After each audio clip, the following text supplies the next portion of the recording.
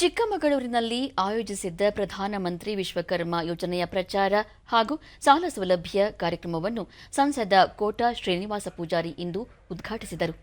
ಕಾರ್ಯಕ್ರಮದಲ್ಲಿ ಜಿಲ್ಲಾಧಿಕಾರಿ ಮೀನಾ ನಾಗರಾಜು ಸೇರಿದಂತೆ ಮತ್ತಿತರರು ಉಪಸ್ಥಿತರಿದ್ದರು.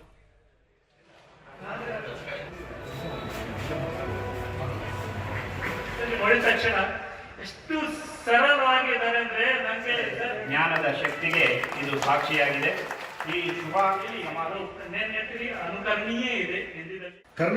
ಬಳಿಕ ಕೋಟಾ ಶ್ರೀನಿವಾಸ ಪೂಜಾರಿ ದೇಶದ ಕುಲಕಸುಬುದಾರರಿಗೆ, ಸಾಂಪ್ರದಾಯಿಕ ಕುಶಲಕರ್ಮಿಗಳಿಗೆ ವಿಶ್ವಕರ್ಮ ಯೋಜನೆ ವರದಾನವಾಗಿದೆ.